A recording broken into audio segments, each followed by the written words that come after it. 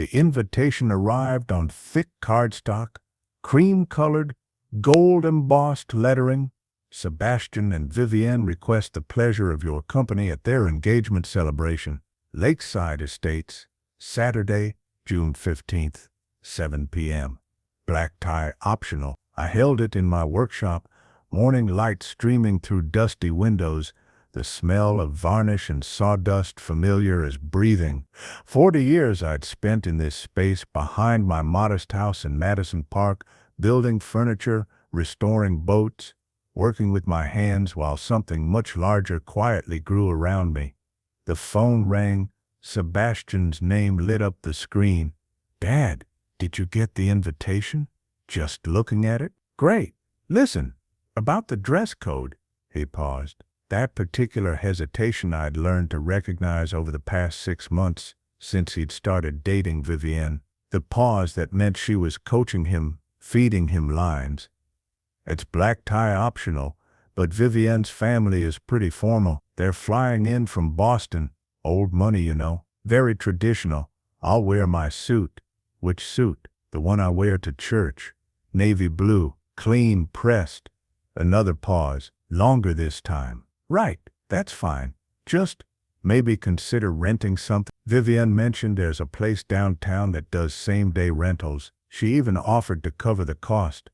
I set down my sanding block, looked at the half-finished boat hull occupying most of my workshop, a 1947 Chris Craft runabout someone had found rotting in a barn. 6 months of evenings restoring it to glory. Beautiful work, precise work, the kind that required patience and skill. "I'll wear what I own, Sebastian." Silence. Then his voice dropped, more honest. "She's nervous about her family meeting you. They're particular about appearance." "I understand.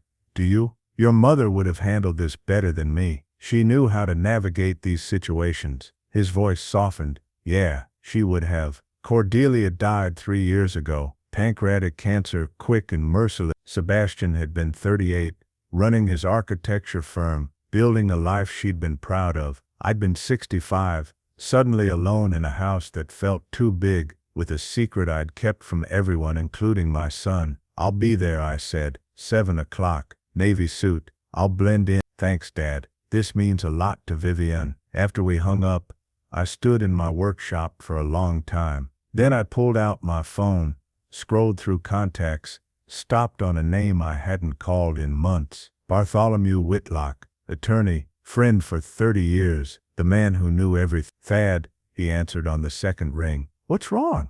"Nothing's wrong. Sebastian's getting engaged. There's a party, and I think it's time." Long pause. "You sure about this?" "Not even close, but I need to know what kind of woman my son's marrying. Need to see how she treats someone she thinks has nothing. The old money test. Something like that." Bart exhaled. "You've been playing blue-collar, Thad, for 40 years. People believe it. Your own son believes it. You really want to blow that up now?" I looked at the Chris Craft. Beautiful lines. Quality craftsmanship. Built to last. Some things need to come to light eventually. "I'll be at the party. Front table. Watching." "Thank you. Thad, be careful. Once you reveal this, there's no going back." Saturday arrived with clear sky. I showered, shaved, put on my navy suit, the one I'd bought at JCPenney 12 years ago. Good fabric, well maintained, completely unremarkable. Exactly what people expected from Thaddeus Merriweather, retired carpenter and boat restorer. I drove my 2008 Toyota Tacoma to Lakeside Estates. The venue sat on 30 acres overlooking Lake Washington, all manicured lawns and private docks. Valet park stretched along the circular drive. Luxury cars everywhere. BMWs, Mercedes, one Bentley gleaming under the setting sun. The young valet approached my truck, confusion crossing his face. "Good evening, sir. Are you here for the Merriweather Ashford party?" "Father of the groom?" His expression shifted. Pity, maybe. Embarrassment. He took my keys without another word. Inside, the venue screamed wealth. Crystal chandeliers, marble floors, flowers imported from God knows where. Waitstaff in formal attire carried champagne on silver trays. Guests mingled in designer clothes, laughing with that particular ease that comes from never worrying about money. I stood just inside the entrance, navy suit feeling shabby despite being clean and pressed. Several guests glanced my way, then quickly looked elsewhere. One woman whispered to her companion, both turning to examine me with barely concealed judgment. Sebastian found me within minutes. He looked sharp in his tuxedo, confident, successful. My son, the architect, building his own firm from the ground up, or so everyone believed. "Dad, you made it," he hugged me, but it felt performative, for show. "Come on, I'll introduce you to Vivienne's parents." He led me through the crowd toward a couple holding court near the bar, Reginald and Constance Ashford. Both looked exactly as I'd imagined, him in a Savile Row tuxedo, her in a dress that probably cost more than my truck. They examined me the way collectors examine questionable antiques. "Reginald, Constance, this is my father, Thaddeus Merriweather." I extended my hand. Reginald shook it briefly, his grip dismissive. Constance barely touched my fingers. "Charming," she said, the word carrying no warmth. "Sebastian mentioned you work with your hands. How quaint. I restore boats, build furniture, keeps me busy." "I imagine it does." She turned to Sebastian. "Where's Vivienne? We should start the toast soon." Dismissed. Just like that. Sebastian gave me an apologetic look. "Why don't you grab a drink, Dad? I'll find you later." I watched him disappear into the crowd. Then I found a spot near the back, against a pillar where I could observe without being observed. The evening progressed like theater. Speeches, toasts, congratulations flowing like the champagne. Vivienne appeared, stunning in a designer dress, working the room with practiced ease. She was beautiful, polished, perfect for the world. Sebastian inhabited now. She spotted me once, our eyes meeting across the room. Her expression flickered, recognition, then calculation, then something colder. She turned away, without acknowledgement. At dinner, the seating arrangement told its own story. Sebastian at the head table with Vivienne and her parents. Me at a table in the back corner, near the kitchen doors, seated with people who looked equally uncomfortable, equally out of place. The budget guests, the ones who didn't match the aesthetic. Leopold Grayson found me there. I'd done business with Leopold for 20 years. He ran the largest boat supply company in the Pacific Northwest. We'd made each other millions. He sat down heavily, confusion evident. "Thad, what are you doing back here?" "Father of the groom." They sat me where they thought I belonged. He looked toward the head table, then back at me. "Does Sebastian know about the business?" "No. Never told him." "Jesus, Thad, why not?" "Wanted him to build his own success, not ride on mine." "But this," Leopold gestured at our segregated seating, "they're treating you like you're nobody." "I am nobody. To them, that's the point." After dinner, as guests mingled during the dancing portion, Vivienne approached my table. She didn't sit, just stood there, drink in hand, her expression carefully neutral. "Mr. Merriweather, are you enjoying yourself? It's a beautiful party." She sipped her champagne. "Sebastian mentioned you do boat restoration. That must be fulfilling." The pause before fulfilling carried volumes. "It is, I'm sure, very hands-on, very blue-collar." She smiled, showing perfect teeth. "Actually, I wanted to discuss something with you about the reception hall for the wedding." "Okay, we're planning something quite elaborate. 300 guests. Vivienne's father is sparing no expense. Black tie. Formal, you understand." "I understand formal events." Her smile tightened. "Of course, but here's the thing. The reception space has limited seating. We're working with a planner to create the right atmosphere, the right mix of people, and honestly," she glanced toward my table, then back at me, "some of the guests might be more comfortable in a separate area, away from the main hall." I set down my water glass slowly. A separate area, a lovely cocktail space, adjacent to the main reception, still part of the celebration, just quieter, less formal, better suited for guests who might feel overwhelmed by the main event. You want to segregate guests. I want everyone to be comfortable, including you, including me. Yes, she leaned closer, voice dropping. Mr. Merriweather, let's be honest. This wedding will have senators, CEOs, people who matter in Boston society, my father's business partner, important connections for Sebastian's career. And while I'm sure you're a lovely man, you don't exactly fit. Your clothes, your truck, your whole presentation, it doesn't match the image we're building. I looked past her to where Sebastian stood with her parents, laughing at something Reginald said. My son, the boy I'd raised alone after Cordelia died, who I'd supported through architecture school, through starting his firm, who didn't know his father had quietly funded his first 3 major projects, through anonymous loans, making sure he succeeded without ever knowing why luck kept breaking his way. So I'm embarrassing, I said quietly. Not embarrassing, just different, from a different world. There's no shame in that. You work with your hands, that's honest labor. But this wedding is about Sebastian's future, our future, in a world that values different things. Things like appearances, things like success, achievement, status. Yes, she straightened. So I'm asking nicely, will you accept seating in the cocktail area? Or do I need to have an awkward conversation with Sebastian about uninviting you entirely? The threat landed soft but clear. Accept exile or don't come at all. I'll think about it. Don't think too long. We need final numbers for the planner. She touched my shoulder, a gesture of false affection. I'm sure you want what's best for Sebastian.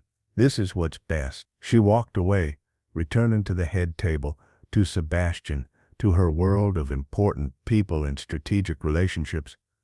Leopold appeared again. I heard that. Heard what? Heard what? Heard trying to ban you from your own son's wedding reception. Thad, you have to tell him the truth. Not yet. When? I pulled out my phone, scrolled to Bart's number. Now, I texted him. Time to execute. Get the papers ready. His response came immediately. You sure? Yes, it'll take 2 days. Friday morning. I stood, walked through the crowd toward the exit. Sebastian intercepted me near the door. Dad, leaving already? Early morning tomorrow. Thanks for including me. Of course, you're my father. He paused. Vivienne mentioned talking to you about the wedding seating. I hope you understand. It's complicated. I looked at my son, really looked at him, saw Cordelia in his eyes, his mother's kindness buried under layers of ambition and status-seeking. I understand perfectly. Good, that's good. I knew you would. Relief washed over his face. You've always been flexible. That's what I love about you, Dad. You just go with the flow. Is that what you love about me? He didn't catch the edge in my voice. Yeah, you're easy. No drama, no demands. Makes things simpler. Simpler. Exactly. He clapped my shoulder. I'll call you this week. We'll grab lunch or something. I left without another word, drove home in my modest truck, parked in my modest driveway, walked past my modest workshop to my modest house. Then I went to the study Cordelia had helped me set up 30 years ago, unlocked the filing cabinet I'd kept sealed since she died, pulled out folders marked with corporate names only. Bart and Leopold knew. Merriweather Marine Supply Co., annual revenue, $47 million. Pacific Boat Works, annual revenue, $23 million. Puget Sound Manufacturing, annual revenue, $31 million. 4 more companies, all built quietly, carefully, over 40 years, all running smoothly, while I played the role of simple carpenter and boat restorer. Total net worth $127 million. I'd hidden it from Sebastian, deliberately, wanted him to achieve on his own merit, not my money, wanted him to build character through struggle, through earning his success. Instead, I'd raised a man who let his fiancée try to ban his father from a wedding reception because his clothes weren't expensive enough. My phone buzzed. Text from Bart. Papers will be ready Friday. Meeting at my office. Yes, Thad. Last chance to reconsider. Once this comes out, everything changes. That's the point. I looked at the photo on my desk. Cordelia and me, 30 years younger, standing beside the first boat I'd ever restored. Her smile bright, proud, love. What would she say about all this? She'd say I'd waited too long. She'd say Sebastian needed to learn some hard truths. She'd say sometimes love means letting people face consequences. Friday morning, I drove downtown to Bart's office. Corner suite, 20th floor, views of Elliott Bay. The kind of office that announced success without apology. He had everything laid out. Documents, photos, corporate filings, the complete picture of Thaddeus Merriweather, business magnate, hidden behind decades of deliberate misdirection. These are the media packets, Bart said, indicating thick folders, financial disclosures, business holdings, timeline of your corporate expansion, everything documented and verified. Who are you sending them to? Seattle Business Journal, Forbes Pacific Northwest correspondent, the networks, everyone who matters. By Monday morning, the story will be everywhere. I picked up one folder, flipped through pages of my own success, feeling strange seeing it compiled like this. Proof of everything I'd built while pretending to be nobody. There's one more thing, Bart said. He slid a separate document across the desk. Transfer papers for Sebastian's firm. Currently, he thinks he's self-financed. Reality is, you own 51% through the anonymous investment fund you set up. This document makes that ownership explicit. He'll know I controlled his success. He'll know you protected his success. There's a difference. I signed the disclosure papers. Bart witnessed. We sat in his office for a long moment, the weight of what I was about to do settling around us. Once this goes public, he said, you can't take it back. Sebastian will know you lied by omission for 41 years. Vivienne will know she tried to exile a 9-figure millionaire from a wedding. The whole city will know. Good, is it? Because you're gambling that humiliation will teach them something. What if it just makes them hate you? I stood, looked out at Seattle's skyline, the city I'd built businesses in quietly, steadily, while everyone thought I was just another craftsman getting by. Then at least I'll know who my son really is. Monday morning, the stories broke. If this story reminded you of the injustices you've seen, follow the channel and turn on notifications, because wherever justice is delayed, a new revenge story begins. Seattle Business Journal ran front page, hidden mogul, how Thaddeus Merriweather built a 9-figure empire while playing blue collar. Forbes Pacific Northwest, the invisible millionaire, marine industry titan reveals 4-decade secret. Local news picked it up. Photos of fight in my workshop, contrasted with photos of my corporate headquarters. Interviews with Leopold Grayson confirming our decades of business partnership.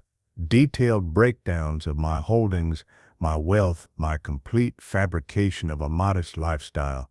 By Tuesday, it was national news. My phone exploded. Hundreds of calls, texts, emails, reporters wanting interviews, business partners confused about why I'd hidden everything, old friends shocked, everyone wanting answers. Sebastian didn't call. Wednesday afternoon, he finally arrived at my house. Didn't knock, just walked in, face flushed, eyes blazing. Is it true? I was in the workshop, sanding the Chris Craft hull. Which part? All of it. The companies, the money, the $27 million. Is any of it actually true? I set down my sanding block, looked at my son. Yes, you've been lying to me my entire life. I've been building a business while raising you. Those aren't mutually exclusive. He laughed, bitter and sharp. Building a business, you own half of Seattle's marine industry. You're on the Forbes list, and you never said a word. I wanted you to succeed on your own. On my own? His voice rose. My architectural firm, the one I thought I built through skill and hard work? Turns out you own 51%. I've been running a company I don't even control. You built it. I just ensured it stayed standing. Without telling me. Would you have worked as hard if you knew you had a safety net? Silence. He couldn't answer that. Wouldn't. Vivienne's family knows now, he said finally. They're mortified. Her parents called this morning. Reginald spent 20 minutes asking if I knew, if I was part of some elaborate joke. They're questioning everything, the wedding, the merger of families, all of it, the merger of families. Yes, that's what this is. Her family has connections, status, history. Now they think we played them, made them look foolish. I stood, faced him directly. Did you know Vivienne tried to ban me from your wedding reception? Wanted me in a separate room because I'm embarrassing? He looked away. She mentioned it might be more comfortable. She said I don't fit the image you're building. Said my clothes, my truck, my entire presentation doesn't match the world you want to inhabit. Dad, you have to understand. Her family is traditional. They value certain things. Things like money and status. Yes, is that so terrible? We live in a world where those things matter, where connections and reputation open doors. I'm trying to build something here. You built something, a successful firm, good reputation, happy clients. That wasn't enough. It's never enough. You should know that. You built $27 million worth of businesses. You understand ambition. I understand working for something real, not performing for people who measure worth by the weight of your wallet. Sebastian's phone buzzed. He checked it, expression tightening. That's Vivienne, family meeting. They want to discuss whether the wedding should proceed. Will it? I don't know. He looked at me, really looked at me, maybe for the first time in months. Did you do this on purpose? The timing, right before my wedding. Did you plan this to humiliate Vivienne, to prove some kind of point?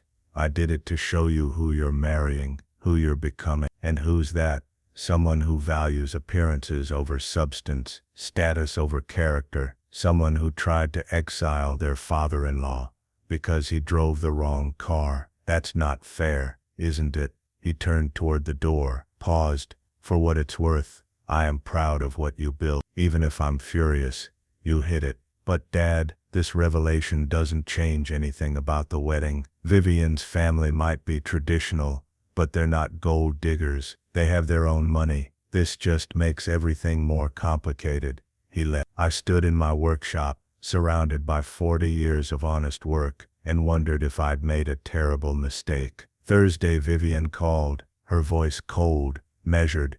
The warmth from the engagement party completely vanished.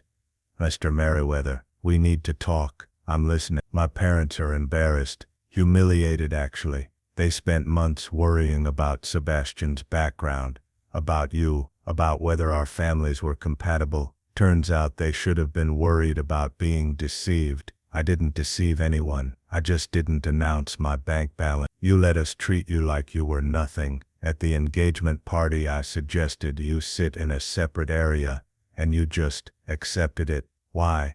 To see who you really are. Long pause. That's manipulative. That's cautious. I wanted to know how my son's fiancée treats people she thinks are beneath her. I never said you were beneath me. You tried to ban me from your wedding reception. That was about keeping the event cohesive, about maintaining a certain atmosphere, about keeping embarrassing relatives out of sight. She exhaled sharply. Okay, fine, yes. I thought you would be out of place. I thought your presence would raise questions about Sebastian's background that we didn't want to answer. That's what people do in my world, Mr. Merriweather. We manage perception. We control narrative. And yes, sometimes that means making difficult choices about who sits where and who gets photographed with whom. And now I'm engaged to the son of a 9-figure millionaire. The narrative has changed significantly. The calculation in her voice. The immediate recalibration, not shame, just adjustment. The wedding is still on, she continued. But things will be different. My parents want to meet with you formally, discuss how to handle the publicity, coordinate messaging, make sure everyone understands this was a family decision to keep your wealth private, not a deception. It was a deception. It was strategy. And now we move forward strategically. Her tone shifted, became almost friendly. I apologize for my earlier treatment of you. It was based on incomplete information. I hope we can start fresh. Start fresh. Yes, as in-laws should. My father actually thinks we could benefit from your business connections. He mentioned several potential partnerships, mergers of family resources, that sort of thing. And there it was, the real reason for the call. Not apology. Opportunity. I'm not interested in business partnerships with your family. But Sebastian said Sebastian doesn't speak for my businesses. Never has. Silence. Then her voice went cold again. I see. You're still playing games. Testing us. How noble. I'm being honest. Maybe that's unfamiliar in your world. My world. Your world now. Mr. Merriweather values results in relationships. If you refuse to build bridges with my family, you're only hurting Sebastian. His career, his social standing, everything he's worked for depends on these connections. His career depends on his talent. Naive. Talent is common. Connections are what matter. And if you won't help provide those connections, you're actively sabotaging your son's future. She hung up. I sat in my workshop, Cordelia's photo on the workbench beside me, and wondered what came next. The answer arrived Friday morning. Sebastian showed up with Vivienne and her parents, all four of them, formal and strategic. Reginald in a suit despite it being a casual visit. Constance wearing judgment like armor. Vivienne beside Sebastian, her hand possessively on his arm. Dad, Sebastian said, we need to discuss the situation. I gestured to my modest living room. They sat uncomfortably on furniture. Cordelia had chosen decades ago. Simple, serviceable, completely wrong for people like the Ashfords. Reginald spoke first. Mr. Merriweather, I'll be direct. This revelation of your wealth creates complications. We had certain assumptions about Sebastian's background. Those assumptions informed our plans. Now everything's changed. Changed how? We need assurances, financial disclosure, clear understanding of estate planning. Vivienne is our only daughter. We want to ensure she's protected. I looked at Sebastian. You brought them here to discuss my estate planning.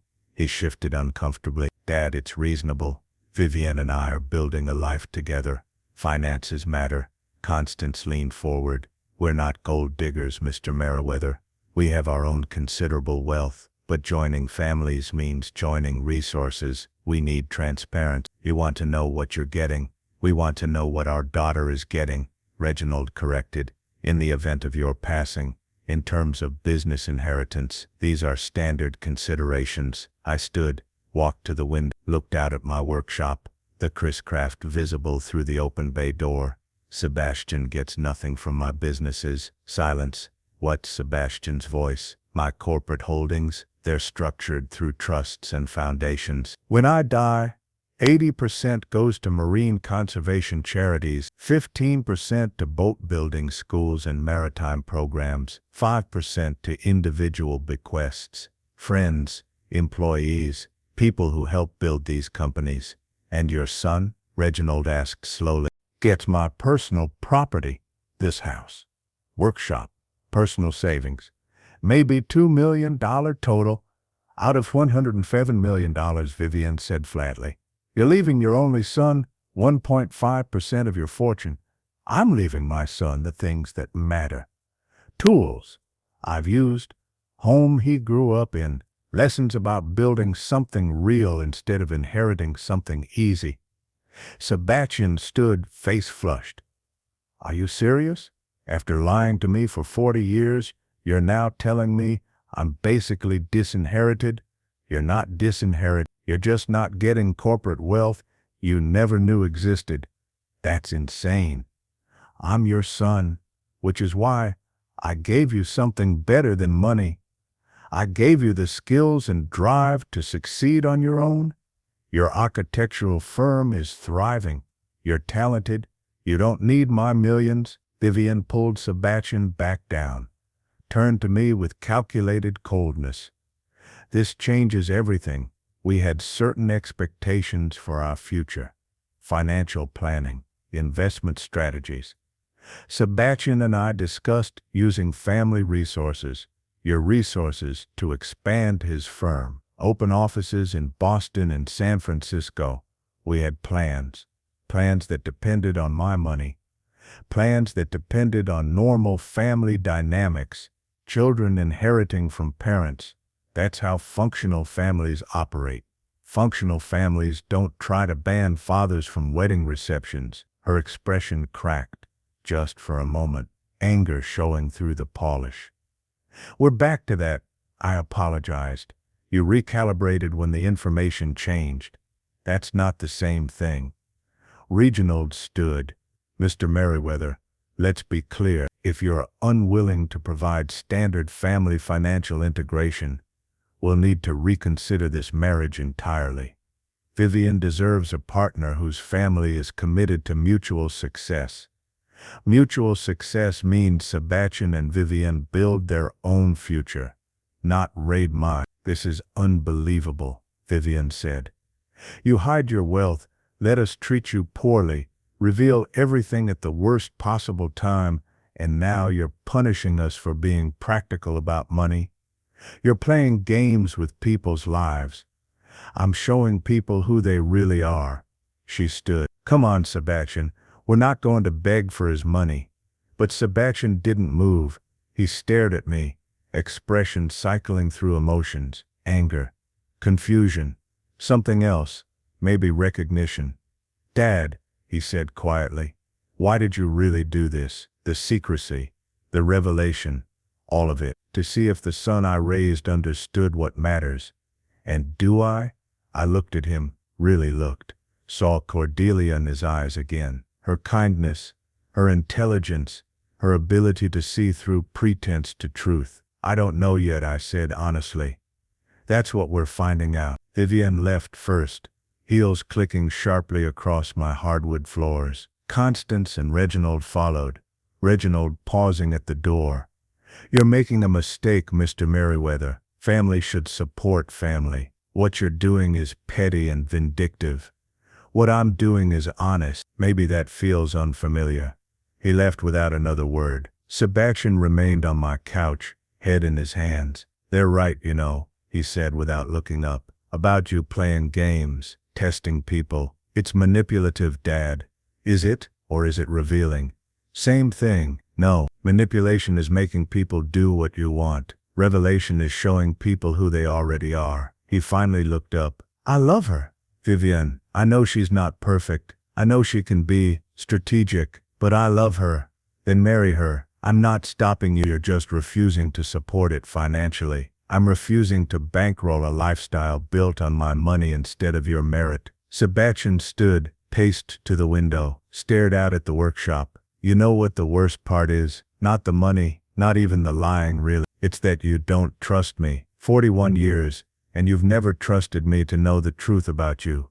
I trusted you to build your own success. By lying about yours, that's not trust, Dad. That's control. You controlled the narrative, controlled what I knew, controlled how I saw myself. He turned back to face me. Did you ever think maybe I deserved to know? That maybe I had a right to understand who my father really was? The question landed harder than I'd expected. I wanted you to know yourself first, your own capabilities, your own worth. Money changes that. Money makes people wonder if they succeeded or if they just had an advantage. And now that I know about the money, about your companies, about everything, what am I supposed to do with that? Whatever you want. Marry Vivian, or don't. Build your firm or don't. Live your life. Just do it with your eyes open. Eyes open to what? To who loves you for yourself versus who loves you for what you represent. He grabbed his coat. I need to think about everything. The wedding, Vivian,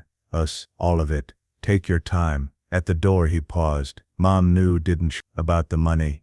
Yes, and she agreed to keep it secret. It was her idea. She said you needed to build confidence in yourself before you knew about family wealth. She wanted you to be your own man. His voice cracked slightly. I miss her. Me too. He left. I stood in my empty house, Cordelia's presence everywhere, and wondered if I'd finally crossed a line I couldn't uncross. The weekend passed in silence. No calls from Sebastian, No text, just quiet. Monday morning, Leopold showed up at my workshop unannounced, found me working on the craft, applying varnish with careful strokes. Beautiful work, he said. You always did have the touch. Leopold, wasn't expecting you. Nobody expects me. That's why I'm effective. He circled the boat, examining my restoration. Word is Sebastian's reconsidering the wedding. Word travels fast. Subscribe and stay tuned so you don't miss any true revenge stories. Sometimes, even silence is the strongest form of revenge. Always does in small circles. Rich people gossip worse than anyone. He stopped beside me. The Ashfords are telling their version of events, that you deliberately humiliated them, set them up to look foolish. Reginald is calling you vindictive and unstable. Let him talk. He's influential, Thad. Boston social circles, maritime industry connections. He could make things difficult. For who? For Sebastian. For his firm, for his future in those circles. Leopold pulled out his phone, showed me a text thread. Reginald's been reaching out to mutual contacts, suggesting Sebastian inherited his father's instability, planting doubts about his judgment, his character, classic reputation, attack. I set down my brush, read through the texts. Calculated, subtle, poisonous. Reginald Ashford protecting his family's name by destroying mine. Can he actually hurt Sebastian's business? He can make it harder. Architecture depends on relationships, rich clients, society connections. If Reginald poisons enough wells, projects dry up. Then Sebastian needs to decide what matters more. Building his career on those relationships, or building it on actual talent. Leopold pocketed his phone. You're gambling that he'll choose integrity over opportunity. That's a hell of a bet. It's the only bet worth making. Maybe. But Thad, kids don't always make the choices we hope for. Sometimes they choose the easier path, the one that looks like success even if it's hollow. He headed toward the door. Just be prepared for that possibility. After he left, I called Bart. I need you to do something. What? Document everything Reginald Ashford is saying about me and Sebastian. Every text, every call, every conversation. If he's launching a reputation attack, I want proof. Planning to sue, planning to protect my son, whether he wants that protection or not. Tuesday afternoon, Sebastian called. His voice sounded exhausted. Can we talk? In person? Come to the house. He arrived an hour later, looked like he hadn't slept. Clothes rumpled, eyes shadowed, the polish of success worn thin. We sat in the living room. He took Cordelia's chair, without thinking, the seat she'd occupied for 30 years. Vivienne's family is sabotaging me, he said without preamble. Reginald's been calling clients, suggesting I'm unstable, that my firm is built on nepotism and family drama. 2 projects have been postponed this week, both clients connected to the Ashfords. I know, Leopold told me. You knew and didn't warn me? Would you have believed me? Or would you have thought I was trying to poison you against them? He slumped. Fair point. What does Vivienne say? She claims she's trying to stop it. Says her father is overprotective. That he'll calm down once we're married and things settle. She wants to move the wedding up, next month instead of October. Says a united front will end all this drama. And you believe her? I want to believe her. There's a difference. He looked up. Dad, I need to ask you something, and I need you to be completely honest. Okay, if I marry Vivienne, will you come to the wedding? Support it? Try to build a relationship with her and her family? Or will you keep fighting this? What do you want me to say? I want you to say you'll be there, that you'll give them a real chance, that we can move past all this and be a family. I looked at my son, saw his desperation, his need for approval, his desire for everything to work out somehow. If you marry Vivienne, I'll be there. Front row, wearing whatever suit you want me to wear. I'll shake Reginald's hand and smile for photographs. I'll do everything a father should do. Relief washed over his face. Really? But I won't pretend I think you're making the right choice. The relief vanished.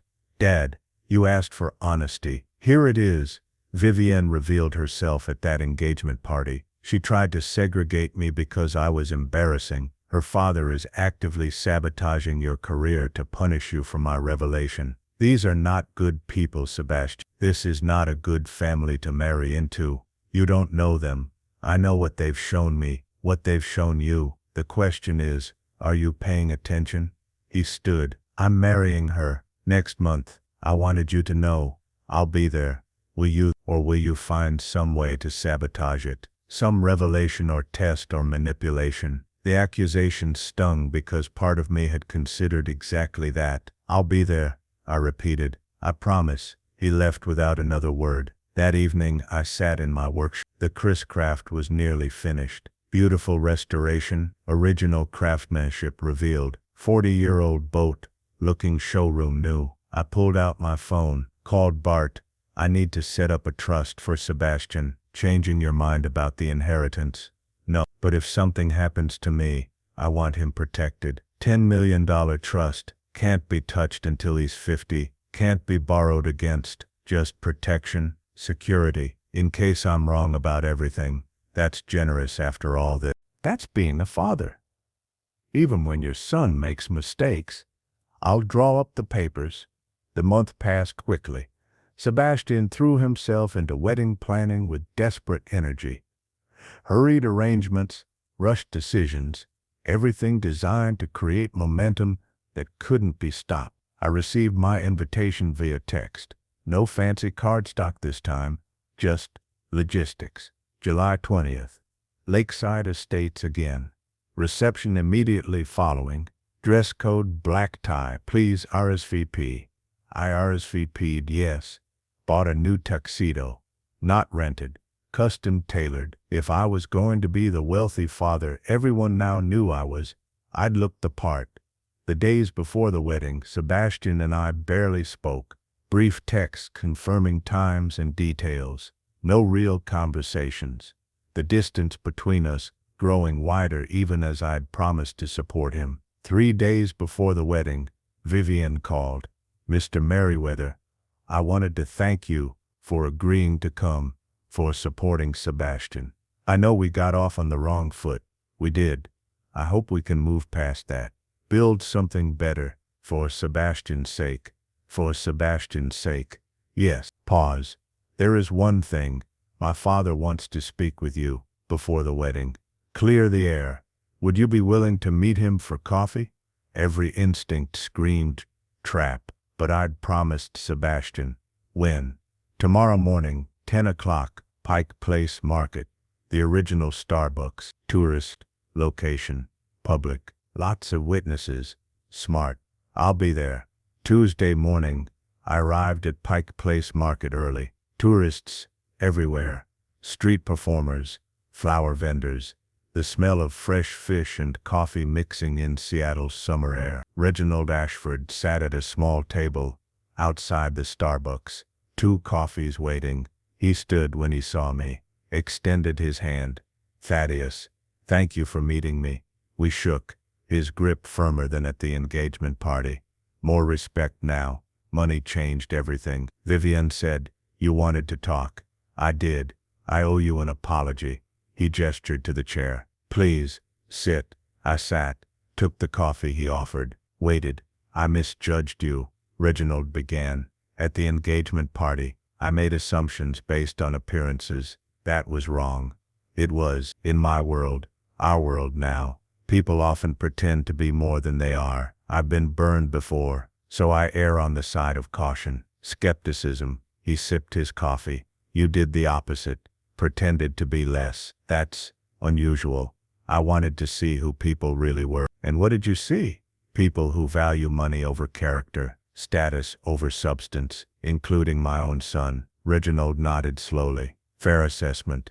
We are those people. The difference is, we're honest about it. We don't pretend wealth and status don't matter. We embrace those realities, build our lives around them. And you think that's better. I think it's more sustainable. You can hide your wealth, play poor carpenter, test everyone, But eventually the truth comes out, and then what? You've alienated your son, created family drama, all to prove what? That people like money. That's not a revelation, Thaddeus. That's obvious. I set down my coffee. What do you really want, Reginald? His expression shifted. More calculation than apology now. I want to understand the estate situation. Sebastian's future. What he can actually expect when you die. He knows 1.5% of my holdings. Personal property only. That's vindictive. That's teaching him self-reliance. That's punishing him for having ambition. Reginald leaned forward. Vivian and Sebastian have plans, real plans, expanding his firm, building something significant. They need capital, real capital, not just Sebastian's current earnings. Then they should earn it, or inherit it, like normal families do. My family isn't normal, clearly. He sat back. Here's what I think. I think you're angry that Sebastian chose Vivian, angry that he wants more than the simple life you modeled. So you're using money as punishment, as control. I'm using money as a lesson. Same thing. He pulled out his phone, showed me a document. This is a prenuptial agreement. Vivian's lawyer drafted it. Standard protection of family assets. But there's a clause here, a provision that if you were to set up a proper trust for Sebastian, say $20 million, accessible at marriage, then certain restrictive elements would be waived. I read the clause. Transparent as glass. You want me to pay to make your daughter's prenup more favorable? I want you to invest in your son's future, and in exchange Vivian's family assets become more accessible to him. Everyone wins, except I'd be buying my son's marriage. You'd be supporting his choice. Isn't that what fathers do? I handed back the phone. No payment, no negotiation, no buying access to family assets. Sebastian marries Vivian on whatever terms they agree to. My money isn't part of that equation. Reginald's expression hardened. You're making a mistake. I've been lenient so far. The reputation campaign has been mild, just testing waters. But if you insist on being difficult, I can make Sebastian's professional life very uncomfortable. Already doing that, I can do worse, much worse. Boston connections run deep. One word from me, and Sebastian won't get another major project on the East Coast. Maybe not in Seattle either. I know people, Thaddeus. People who take my opinion seriously. Are you threatening my son? I'm explaining reality. Family economics. We take care of ours. You should do the same. He stood. Think about the prenup provision. You have 2 days. After the wedding, the offer expires. Then Sebastian deals with whatever constraints Vivian's protection requires. He left his coffee half finished. Walked away into the crowd of tourists, disappearing like he'd never been there. I sat alone at the small table, pulled out my phone, called Bart. I need you to accelerate the trust, $10 million for Sebastian, but add provisions he can't access it while married to Vivian Ashford, only if he's single or married to someone else. Make it explicit. Thad, that's ensuring the money I leave my son doesn't end up in Reginald Ashford's strategic planning. It'll blow up in your face if they find out. Then let's make sure they don't. Until after the wedding. The day before the wedding, I picked up my tuxedo, custom fitted. Perfect. I looked in the mirror at the tailor shop and saw a stranger, wealthy, Thaddeus Merriweather, not the carpenter, not the boat restorer, the mogul everyone now knew I was. I hated it. That evening, Sebastian called. Dad, rehearsal dinner is tonight, 7 o'clock. You're invited. Obviously, I'll be there. And Dad, thank you for everything, for coming around, for supporting this. It means everything to Vivian, to me. I love you, Sebastian. Pause. I love you too. The rehearsal dinner took place at a waterfront restaurant, private room, 50 guests. The Ashford family dominated aunts, uncles, cousins, business partners. Sebastian's side was smaller, a few college friends, colleagues from his firm. I arrived in my tuxedo, immediately felt the shift in how people looked at me. Respect now, deference. Several guests approached to introduce themselves, to compliment my businesses, to angle for connections. Vivienne found me during cocktail hour. She looked stunning, happy, almost genuine. Mr. Merriweather, You look wonderful. Thank you. I wanted to say my father told me about your coffee meeting, about the prenup discussion. She touched my arm. I appreciate you standing firm. Really. I looked at her carefully. You do? Yes.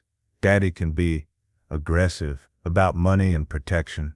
Sometimes I wish he'd just let things be. Let Sebastian and me figure out our own path. She smiled. We don't need your money. We'll build our own success together. Does Sebastian know about the prenup provisions? Her smile faltered slightly. He knows there's a prenup. Standard protection. That's all. But not about your father trying to negotiate access to my money in exchange for better terms.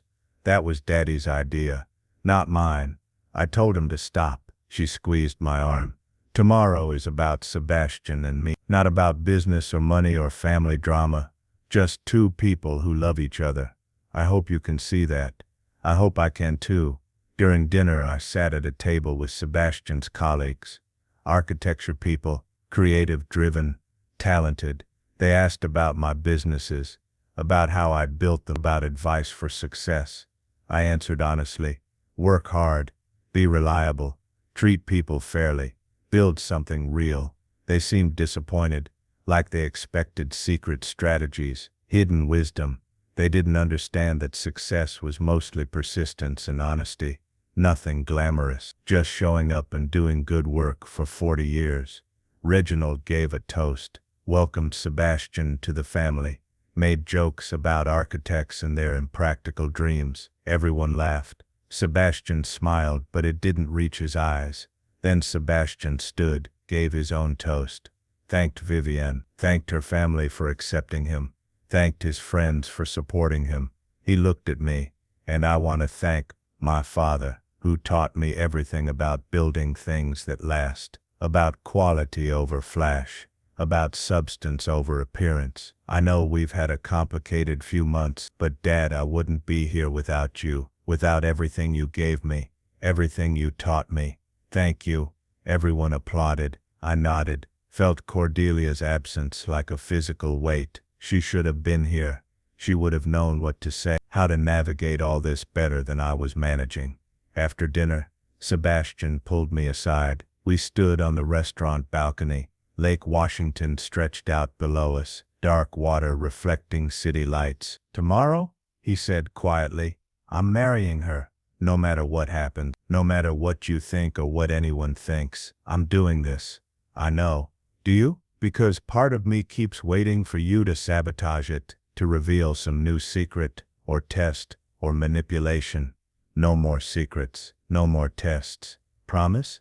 I promise. He looked out at the water. I'm not naive, Dad.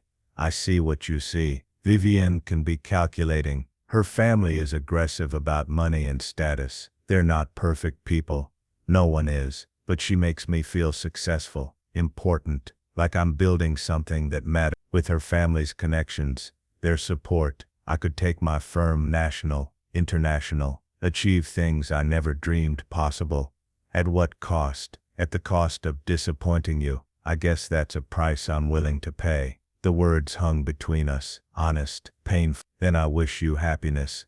I said, really, I hope this works out exactly as you want. But you don't think it will. I think you're marrying for the wrong reasons. But I've been wrong before. He turned to me. Have you been wrong about big things? I thought about Cordelia, about 40 years of marriage built on honesty and partnership, about raising Sebastian alone after she died, about all the choices I'd made, good and bad. Your mother and I disagreed about telling you about the money. She wanted to wait until you were 30. I wanted to wait until you were 40. We compromised on never telling you at all. Maybe that was wrong. Maybe you deserved to know sooner. Maybe this whole mess could have been avoided. You can't rewrite history. Thank you for watching. If this story showed you a different face of justice, like the video and share your thoughts in the comments. See you in the next revenge story. No, but I can acknowledge mistakes. We stood in silence for a long moment, father and son, connected by blood and history and 41 years of complicated love. Ceremony starts at 4 tomorrow, Sebastian said finally. Don't be late. I'll be there at 3. He went back inside. I stayed on the balcony watching the water, thinking about Cordelia, about what she would do, what she would say. I pulled out my phone, texted Bart. If something happens tomorrow, if I can't go through with this, be ready. His response came immediately. Ready for what? To protect him, from himself if necessary. Thad, don't do anything you'll regret. That's all I've been doing for months. One more won't matter. Wedding day arrived clear and bright. Perfect Seattle summer weather. I drove to Lakeside Estates at 2:30. Parked in the lot already, half full with luxury vehicles. My phone buzzed. Text from Leopold. I'm here. Back row right side. If you need backup. Backup for what? Whatever you're planning. I'm not planning anything. Liar. I've known you 20 years. You're planning something. Just don't blow up your relationship with Sebastian permanently. I pocketed my phone, walked toward the venue. Inside, the transformation was complete. Flowers everywhere. String quartet playing softly. Chairs arranged in perfect rows. Guest book on an ornate stand. Everything designed for maximum impression. I checked in with the coordinator. She had me on the list now. Premium seating. Front row. Father of the groom. Right this way, Mr. Merriweather. Respectful now. Money changes everything. She led me to my seat. Front row center. Next to where Sebastian's mother would have sat if she were still alive. I placed my hand on the empty chair beside me. Felt Cordelia's absence. Guests arrived. Filed in. Filled rows. Whispers followed me. The millionaire father. The one who'd hidden his wealth. The one who'd tested them all. I heard my name repeated in hushed tones. Felt eyes on me. Judgment. Curiosity. Assessment. At 3:45 Sebastian appeared. Stood at the altar with his best man. Looked nervous. Kept glancing toward the entrance. Waiting for Vivienne. Waiting for his future to begin. At 3:50 the string quartet shifted songs. The processional. Bridesmaids walked down the aisle. Then Vivienne appeared. She looked beautiful. Dress probably cost $15,000. Hair perfect. Makeup flawless. Walking toward Sebastian with measured steps. Smiling. Playing her role perfectly. Everyone stood. I stood with them. Watched my son's face light up as she approached. Saw his hope. His joy. His absolute certainty that this was right. The ceremony began. Traditional. Elegant. Vows exchanged with practiced precision. Rings slipped on fingers. The officiant smiling benevolently. If anyone objects to this union, speak now or forever hold your peace. Silence. That moment always silent. No one ever objects at actual weddings. That's just drama in movies. Except Leopold stood up. The entire room turned, stared. Leopold in the back row, standing, face serious. I don't object to the union, he said clearly. But I have information the groom should hear before continuing. Sebastian's face went white. Leo, what are you doing? What your father asked me to do. Protect you. Leopold pulled out his phone. 3 days ago, Reginald Ashford met with Thaddeus. Tried to negotiate a $20 million trust in exchange for favorable prenup terms. When Thaddeus refused, Reginald threatened to destroy Sebastian's career. Murmurs rippled through the crowd. Reginald stood from his seat. That's a lie. I have recordings, Leopold said calmly. Legal in Washington. One-party consent. Everything Reginald said. Every threat. Every negotiation attempt. He tapped his phone. Reginald's voice filled the venue, amplified by Leopold's portable speaker. The whole conversation. The prenup clause. The threats. The demands. All of it. Vivienne's face crumbled. Daddy, you said you were just meeting him for coffee. I was protecting you. Reginald's voice rose. Protecting our family from a vindictive old man using money as control. Control? I stood, turned to face the room. I gave Sebastian every opportunity to build his own success, supported him without interference. The only thing I controlled was information about my wealth, information he didn't need to know. You let us humiliate ourselves. Constance's voice, shrill and sharp. Let us treat you like nobody while you were a multi-millionaire. I let you show who you really are. That's not the same thing. Sebastian stood frozen at the altar, staring between me, Leopold, and Vivienne. Dad, did you plan this? Setting up Leopold to record Reginald? Timing the revelation for my wedding? No, I promised you no more tests. Leopold did this on his own. Leopold nodded. Thad called me after the coffee meeting, told me about the threats. I recorded Reginald's follow-up calls myself. Thad didn't know, but Sebastian deserves to hear what his new family is really like before legally binding himself to them. Vivienne grabbed Sebastian's arm. This is sabotage. They're trying to ruin our wedding, our life. Don't let them. Sebastian looked at her, really looked. Did you know about your father trying to negotiate access to my father's money? It was just talk, business discussion, nothing serious. Did you know, Vivienne? She couldn't hold his gaze. Look down. Daddy mentioned it. I told him to stop. But you didn't tell me. I didn't think it mattered. We're getting married, building a life. What my father does is his business. It's our business when he's threatening my career to manipulate my father. The officiant cleared his throat. Perhaps we should take a brief intermission. Let everyone calm down. But Sebastian wasn't done. He turned to me. Did you know Leopold was going to do this? Not until he stood up. But you're glad he did. I'm glad you're hearing the truth before making a permanent decision. Sebastian looked at Vivienne, at her father, red-faced and furious, at her mother, calculating damage control, at the assembled guests, all watching the drama unfold. I need air, he said. He walked down the aisle, out the doors, left everyone standing, left Vivienne at the altar in her $15,000 dress. She turned to me, fury replacing polish. You did this. You destroyed this. All because you can't let go, can't let your son have his own life.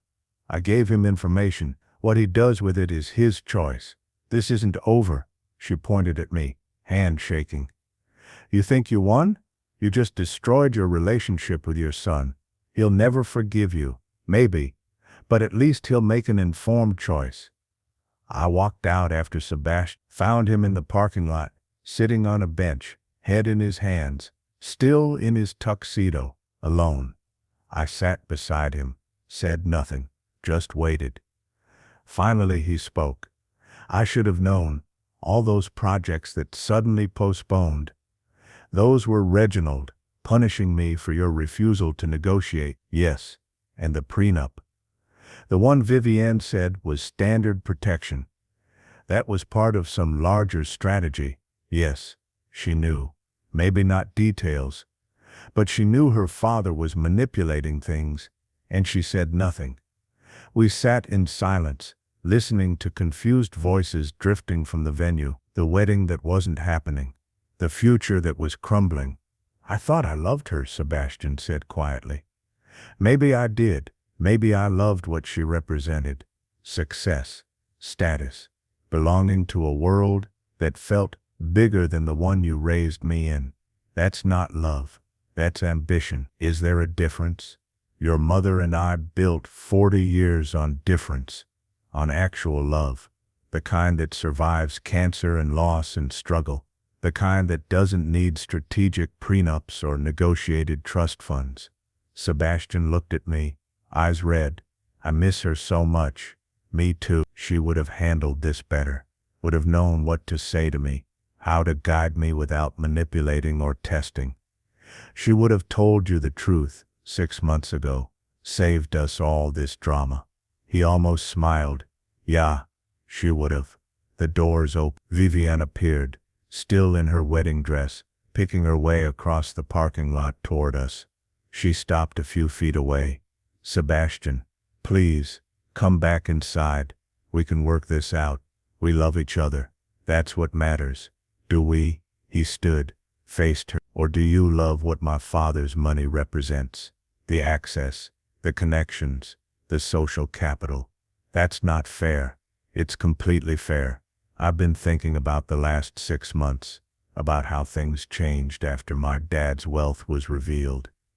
You started talking about expansion plans, national offices, international projects, things we'd never discussed before, all suddenly possible because you thought I'd inherit millions. I still love you, money or not. Prove it. Tear up the prenup. No conditions, no provisions, no access to family assets dependent on anything. Just two people getting married. Vivienne hesitated. Just a second. But that second told everything. I can't do that without my parents' approval. It's their assets being protected. Then you don't love me enough. Not really. Sebastian, go back inside, Vivienne. Tell everyone the wedding is postponed. Or canceled. I don't know which yet. But tell them something, because I'm not coming back in there. She started crying. Real tears, or performed ones. Hard to tell. You're making a mistake. Throwing away everything we could have built together. No, I'm choosing substance over appearance. Like my dad tried to teach me. She looked at me, pure hatred in her eyes. This is your fault. All of it.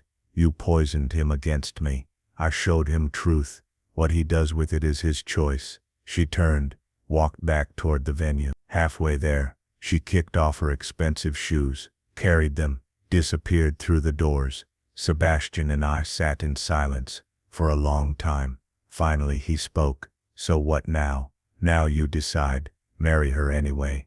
Call it off. Take time to think. Whatever you choose, I'll support you. Really, after all this, you'll still support me marrying her. If that's what I decide, I'll hate it. I'll think it's a mistake. But yes, I'll be there, because that's what fathers do. He leaned back, stared at the sky. I'm not marrying her. Not today. Maybe not ever. I need time, space, distance from all of this. Okay, but Dad, I need something from you too. What?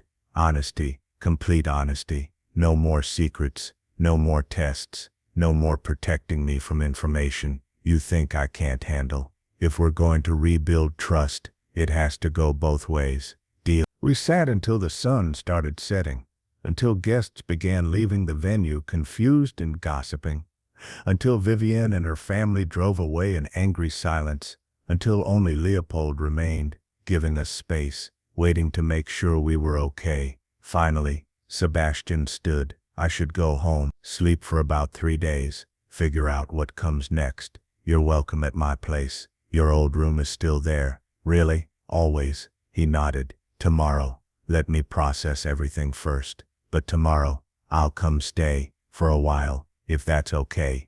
More than okay. He started toward his car. Stopped. Turned back. Dad, thank you. For everything? For testing her? For revealing the truth? For protecting me even when I was too blind to see I needed protecting. That's what fathers do? No, that's what good fathers do. I'm lucky I have one.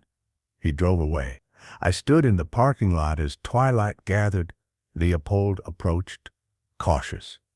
Well, that was dramatic. He didn't have to do that. Yes, I did. Reginald was making threats, trying to manipulate you through Sebastian. Somebody needed to expose it. Thank you. Don't thank me. Thank your late wife. She taught me 40 years ago that family protects family. I'm just following her example. We stood in the gathering darkness. Then Leopold clapped my shoulder.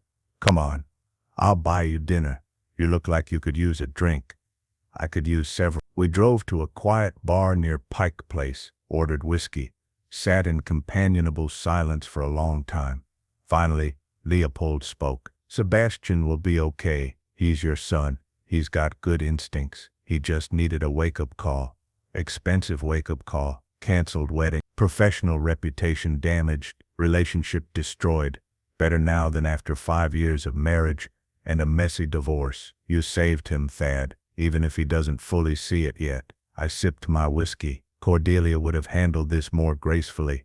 Cordelia would have been proud of you. You let him make his own choices. You just made sure he had all the information first. Leopold ordered another round. What about the business? The 51% of Sebastian's firm you own? I'm transferring it to him. Full ownership, no strings. He built that firm. He deserves to own it completely. And the trust, the $10 million, that too, but not contingent on who he marries, just there, accessible when he's ready, no conditions. Leopold studied me. You're going soft in your old age. I'm being a father. There's a difference. 3 weeks later, Sebastian moved into my guest room, brought 2 suitcases and his laptop, said he needed space from his apartment, from the city, from everything that reminded him of the wedding that didn't happen. We fell into a routine. Mornings, I worked in the workshop, while he handled his firm remotely. Afternoons he'd join me, started helping with the craft restoration.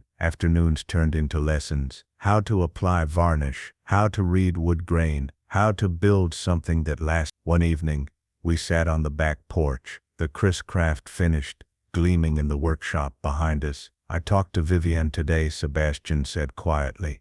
How is she? Angry, hurt, blaming me, blaming you, mostly blaming you. He paused. She wanted to meet, talk about reconciliation, said her father had apologized, that things could be different. What did you tell her? I said no, not because of you, not because of her father, because when she tried to segregate you at the engagement party, I knew, deep down I knew, she wasn't the person I wanted to spend my life with. I just didn't want to admit it. And now I'm figuring out who I actually am, not who I thought I should be, not who Vivienne wanted me to be, just me. We sat in comfortable silence. Dad, can I ask you something? Anything. Why did you really hide the money all these years? The real reason, I thought about it, really thought, because I wanted you to know you were capable, independent, strong. I wanted you to achieve things and know it was you, your talent, your work, not my money smoothing the path. And did it work? Look at your firm. Look at what you built. You did that, not me. That's real success, Sebastian, the kind that can't be bought or inherited. He nodded slowly. I'm grateful. I didn't understand before, but I do now. Good. Can I ask something else? Sure. The $10 million trust Bart mentioned. Is that real? Yes. When do I get access to it? Whenever you want. No conditions, no restrictions. Just talk to Bart, and he'll set it up. Sebastian shook his head. I don't want it. Not yet. Maybe not ever. I want to keep building my firm the way I have been, on my own merit. When I succeed, I want to know it's because I'm good at what I do. I smiled. You sound like your mother. Good. She was smarter than both of us. She really was. We sat until the stars came out. Father and son. No secrets between us anymore. No tests. No manipulation. Just honesty and love.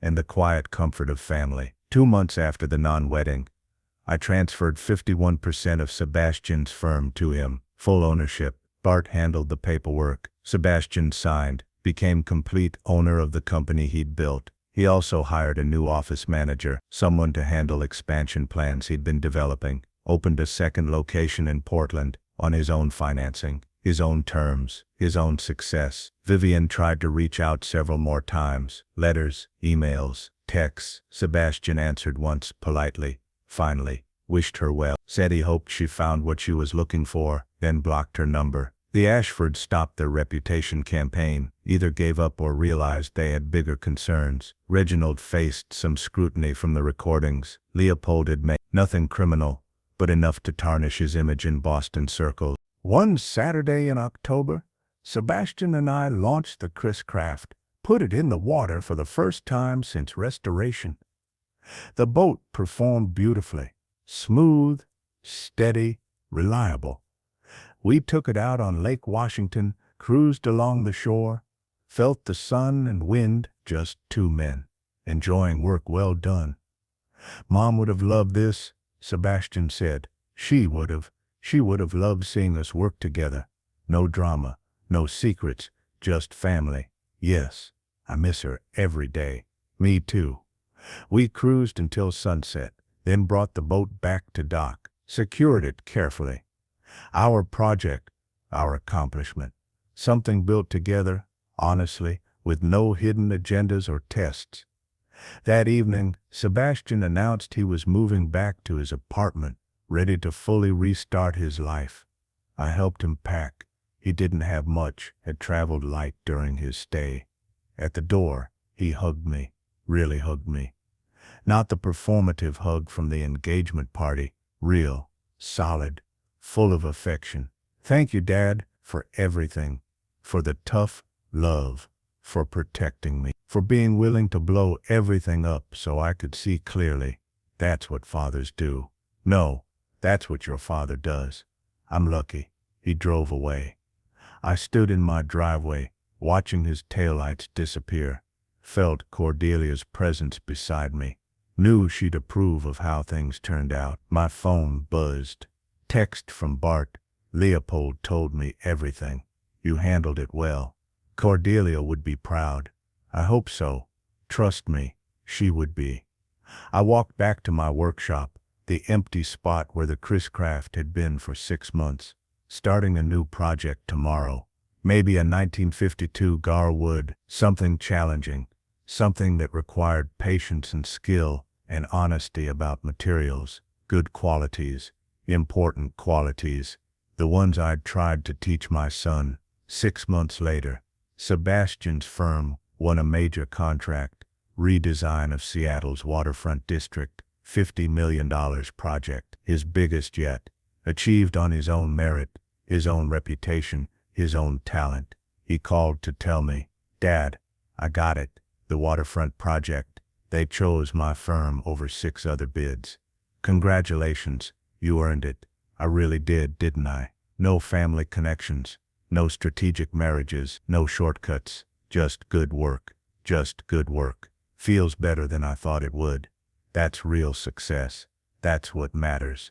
Thanks, Dad, for teaching me the difference. We talked for an hour about the project, about his plans, about life. Easy conversation, no tension, no secrets, just father and son, connected by honesty and mutual respect. After we hung up, I sat in my workshop, looked at the photos on the wall, Cordelia and me when we were young, Sebastian, as a child, the Chris Craft restoration in progress, the new Garwood I was working on, a life built honestly, relationships earned through character, not purchased with money, success measured in integrity, not dollars. That was the lesson, the one I'd tried to teach Sebastian through dramatic revelation and painful truth. In the end, he'd learned it, not because I forced him, because I showed him what mattered and let him choose for himself. That's what good fathers do. That's what Cordelia would have wanted. That's what love looks like when it's real. If you liked this story, please like this video, subscribe to the channel, and share your thoughts in the comments. To listen to the next story, click on the box on the left. Thank you for watching.